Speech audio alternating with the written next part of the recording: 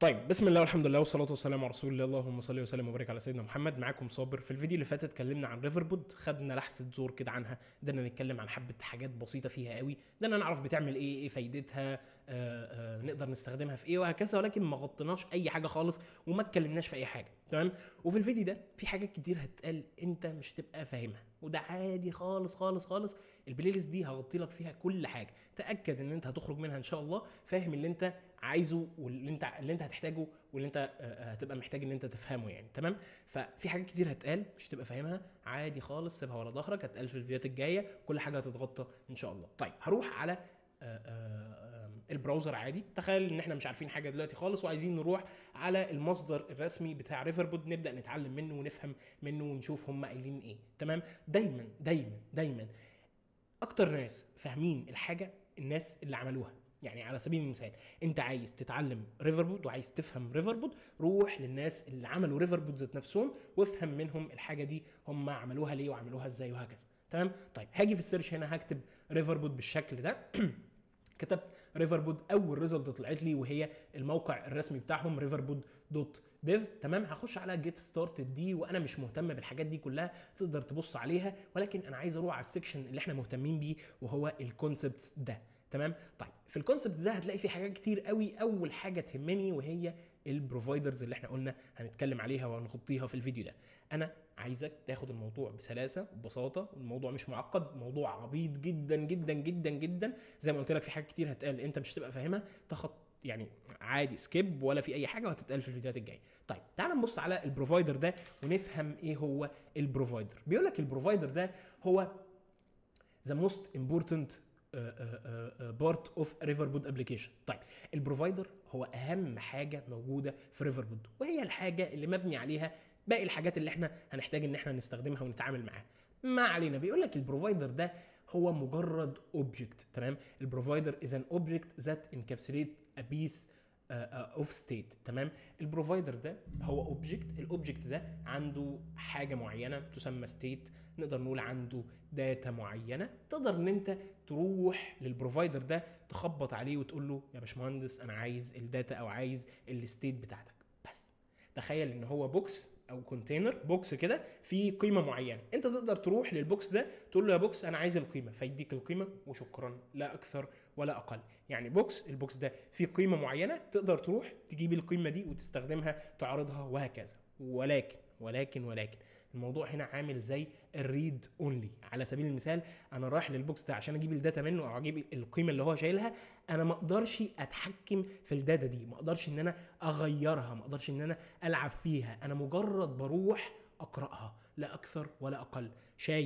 بوكس شايل داتا، انا هروح للبوكس ده هاخد منه الداتا اعرضها، هاخد منه الداتا استخدمها، ولكن انا ما اقدرش اغير في الداتا دي، ما اقدرش ان انا اغير في الداتا دي. سيبنا من الكلام الكتير قوي ده كله، تعالوا نروح نجيب الريفربود باكج بتاعتهم ونبدا نعمل اول بروفايدر خاص بينا. تمام. هخش على الباب دوت ديف كده اهو. طيب، تعالوا نخش على الباب دوت ديف عادي، نكتب ريفربود بالشكل ده. هلاقي هنا في باكجات كتير قوي. اول واحده وهي ريفربود، والباكج دي ما تهمنيش قوي دلوقتي، هي خاصه بدارت ذات نفسها، تقدر ان انت تستخدمها لو انت عايز تعمل كوماند لاين، لو عايز تعمل حاجه من الحاجات دي. ما يهمنيش قوي ده، انا عايز اروح لفلاتر ريفربود، الباكج اللي احنا هنستخدمها في البلاي ليست دي وهنتعامل معاها كتير كتير كتير. طيب، هاخد الباكج دي كوبي وهروح على الفلاتر بروجكت الفاضي اللي انا عامله ده، لو ما فيهوش اي حاجه خالص، ستارتر بروجكت. عايز اروح على الباوس بيك دوت يامل وانزل هنا تحت اضيف الباكج بتاعتنا. تعال ندوس كنترول اس نسيف الكلام ده كله. طيب، تعال نشيل الرغي ده كله وتعال نعمل ستيتلس ويدجت كده على اضافه نسميها ماي اب بالشكل ده. طيب، هاجي جوه الماي اب هنا ريتيرن ماتيريال اب رايقه كده. تعال نشيل العلامه بتاعت الديباج دي نخليها فولس. تعال نروح على الهوم بتاعه الماتيريال اب، نحط هنا سكافولد رايق كده اهو. تعال جوه السكافولد ده حط لي اب بار الكالر بتاعه ممكن نيجي نقول له colors دوت بلو مثلا او حاجه، ممكن نيجي نقول له دوت بلو. طيب، في الهوم بتاع السكرينه دي انا هاجي ابصيلها هوم بالشكل ده. في البادي بتاع السكرينه دي هاجي هنا ابصيله تكست. تعال نحط كلمه، تعال نحط صابر عشان انا نرجسي شويه، وهاجي هنا في التكست اديله ستايل، هاجي هنا ابصيله تكست ستايل بالشكل ده. تعال نبصيله كلر، نيجي نقول له colors دوت بلاك كده اهو. تعال ناخد السكرينه دي نحطها في ويدجت كده خارجيه، نسميها هوم سكرين او حاجه. تمام. طيب تعال نعمل ويدجت هنا خارجيه نسميها هوم سكرين كده اهو، ماشي. طيب هاجي هنا جوه الهوم سكرين هريترن السكافولد بتاعي الجميل ده. تعال ناخد الهوم سكرين دي نحطها جوه الماتيريال اب بتاعتنا از ان هي هوم ويدجت كده اهو. طيب سيبنا. طيب الخط ده او التكست ده ممكن نخليه مثلا 30 او حاجه بالشكل ده. طيب وعايزين نسنتره برده، ممكن نيجي نحطه في السنتر باستخدام السنتر ويدجت. تمام. طيب تعال نسيف، تعال نعمل فورمات. مشكله الفورمات لما انت بتيجي تحط كوما هنا تيجي تدوس فورمات كده ما بيعملش فورمات. اعتقد المشكله دي اتحلت في الريليز الجديده او في الفيرجن الجديده بتاعت فلاتر، وليها حل برضو في الفيرجنز القديمه او في الفيرجن اللي موجوده حاليا بتهيألي. مش فاكر بس كان ليها حل يعني. ما علينا بده كله، عايزين نروح نعمل بوكس. البوكس ده نحط فيه داتا، نبدا ناخد الداتا دي ونلسن عليها ونشوفها ونعرضها على اليو اي. بس ده كل اللي احنا عايزين نعمله. مش احنا قلنا البروفايدر ده هو مجرد اوبجكت، هو مجرد اوبجكت بينكابسوليت يعني بيغلف او جواه شايل حاجه. شايل ايه؟ شايل بيس اوف ستيت، شايل داتا جواه، شايل قيمه معينه، شايل سترينج، شايل انتجر، شايل بوليان، شايل اوبجكت، شايل حاجه معينه. تمام. ومش بس كده، لا بيخليك او بيسمح لك ان انت بيديك الاذن يعني او السماح ان انت تلسن على الستيت دي او تلسن على الداتا دي. تمام. طيب تعال نروح نعمل اول بروفايدر بتاعنا. والاول بروفايدر هنعمله هيبقى شايل كلمه صابر لا اكثر ولا اقل. تعال نعمل هنا بروفايدر نسميه نيم بروفايدر. ركز بقى معايا كده وصفي ذهنك خالص عشان عايزين نتكلم حبه كلام حلو قوي. تمام. طيب هاجي هنا هعمل اوبجكت من البروفايدر، هاجي اقول له بروفايدر بالشكل ده. تمام كده انا بعمل اوبجكت من البروفايدر. لو دخلت على البروفايدر ده وانا مش عايز اخش عليه والله هنقف عليه كده اهو. هو هنا بيستخدم او بيستقبل كول باك فانكشن. الكول باك فانكشن دي بتبقى شايله بروفايدر ريفرنس. تمام. بتبقى شايله بروفايدر ريفرنس. يعني ايه بروفايدر ريفرنس؟ ما علينا مش مهتمين دلوقتي. يعني هو جواه، بص لو وقفت عليه كده، هو جواه فانكشن. الفانكشن دي لازم تبصيها، هي ريكوارد، هي ان نيمد، مش موجوده جوه الكيرلي بريسز دول، حاجه مش نيمد يعني مش محتاج ان انت تيجي تقول له مثلا اسم الفانكشن وبعد كده وهكذا. طيب بتبقى شايله جواها حاجه من نوع بروفايدر ريفرنس. تمام. طيب انا افتراضا مثلا هاجي اقول له ريف كده اختصار لريفرنس. تمام. وده يعني العرف يعني. تمام.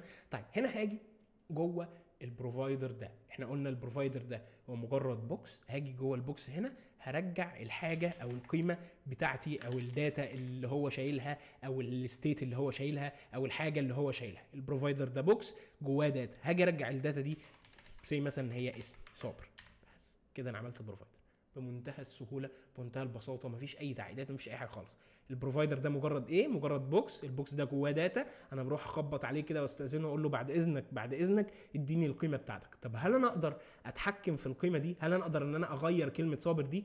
لا ما اقدرش ان انا اتحكم فيها، ما اقدرش ان انا العب فيها. قدام مع اختلاف انواع البروفايدرز هنقدر ان احنا نلعب فيها ونعمل حاجات كتير قوي. طيب هاجي جوه او فوق الروت ويدجت بتاعت التطبيق بتاعي. الروت ويدجت دي هي اول ويدجت بتتبني، اللي هي ايه؟ اللي هي الماي اب اللي جواها الماتيريال اب اللي من عندها بيبدا يظهر كل حاجه او من عندها بيبدا يتبني كل حاجه. هاجي فوقها هراب الويدجت دي او احط فوقها ويدجت هنبدا ان احنا نتعرف عليها.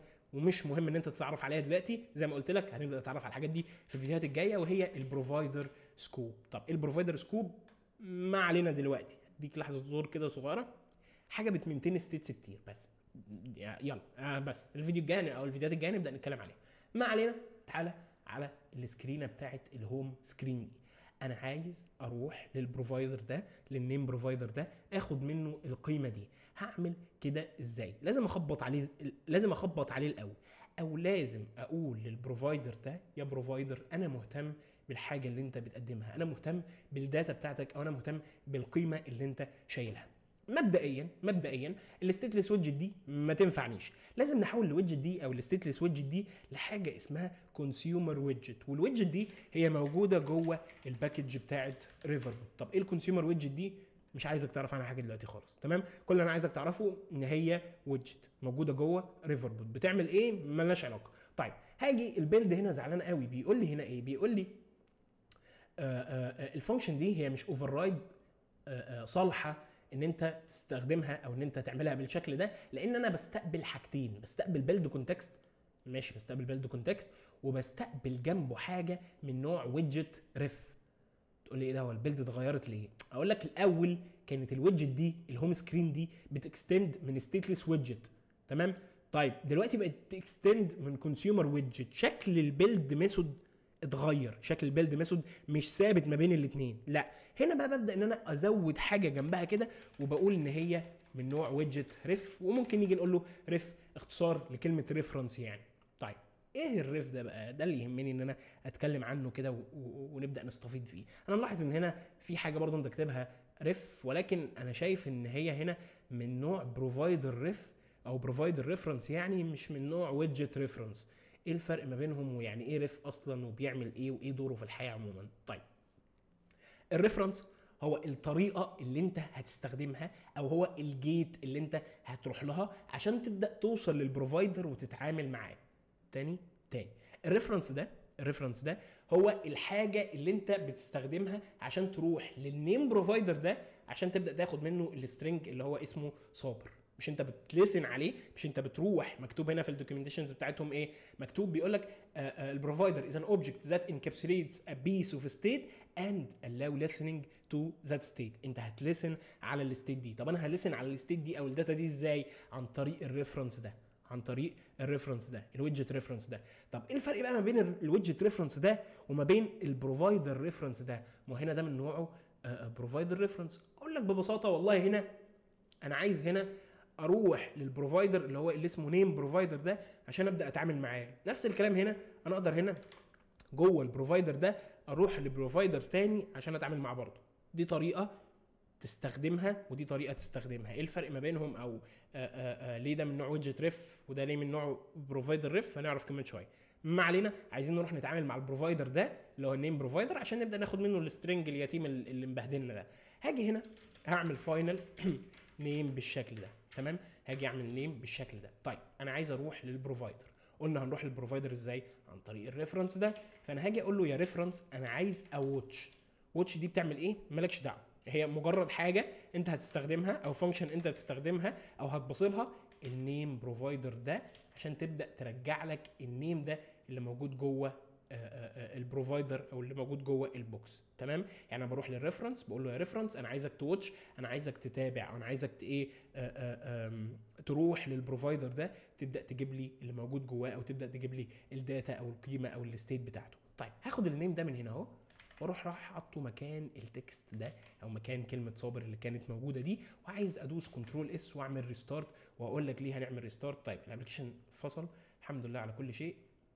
تعالى نعمل ديستروي جهاز هنك، صح؟ جهاز هنك، الحمد لله الحمد لله الحمد لله الحمد لله. طيب اللهم لك الحمد. تعالى نقفل البتاع ده، انا مش هسجل فيديو من اول وجديد، انا عايز افتحه تاني وعايزين يعني ايه استحملني معلش. طيب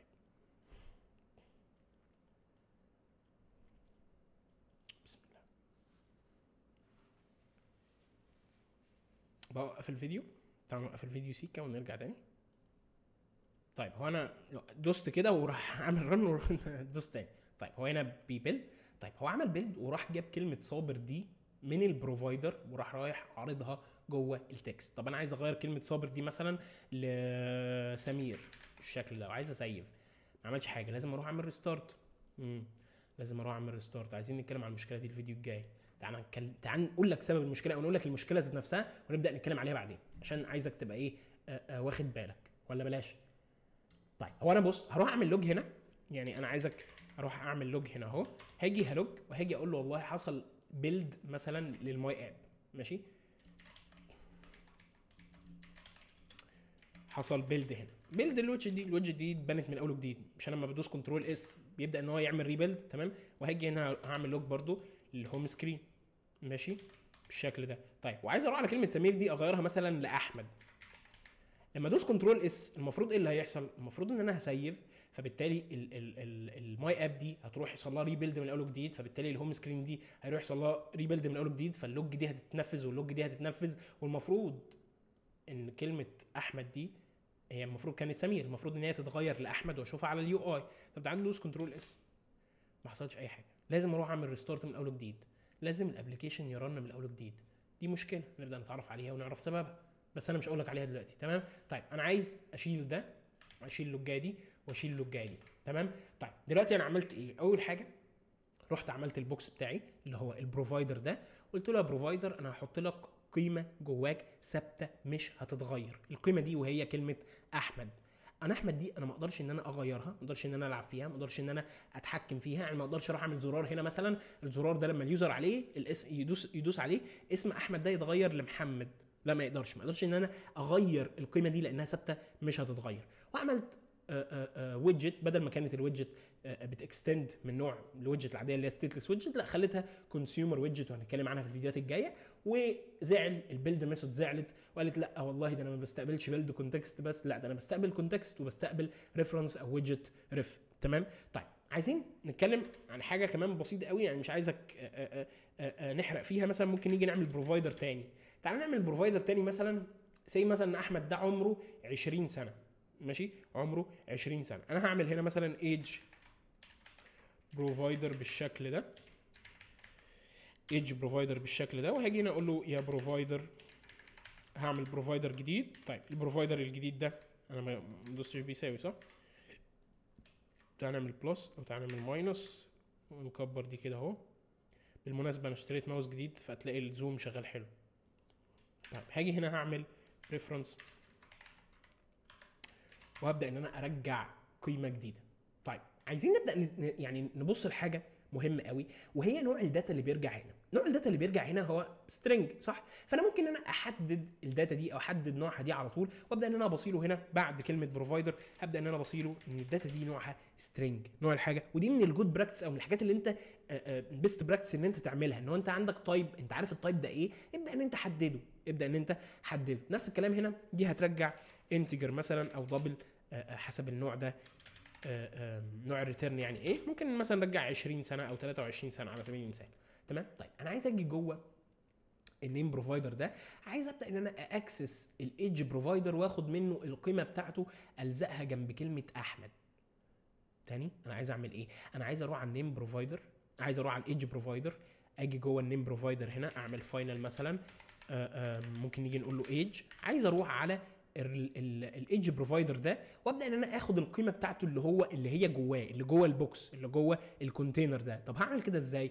هعمل كده عن طريق الريفرنس ده، بس الريفرنس ده مش من نوع ويدجت ريف، لا ده من نوع بروفايدر ريفرنس. فانا هاجي هنا على الايدج، هاجي اقول له يا ريفرنس انا عايزك تواتش، ماشي، البروفايدر اللي هو نوعه ايدج بروفايدر بالشكل ده. ولو وقفت على ايدج دي هلاقي ان هي نوعها انتجر دلوقتي. ممكن ابدا اخد الايدج دي وابدا مثلا ان انا احطها كده اهو هنا بالشكل ده مثلا. طيب بالشكل ده كده المفروض للسترنج ده دلوقتي يبقى مكتوب احمد وجنبه سبيس 23. تعال نسيف وتعال نعمل ريستارت، هتلاقيه بقى احمد جنبه سبيس جنبه 23. يعني الريفرنس ده بشكل عام سواء كان بروفايدر ريفرنس او ويدجت ريفرنس، استخدامه ان انت بتروح عن طريقه ان انت توصل للبروفايدر اللي انت عايزه وتبدا ان انت تتعامل معاه وتاخد القيمه منه وهكذا. وده كان الفيديو بتاع النهارده.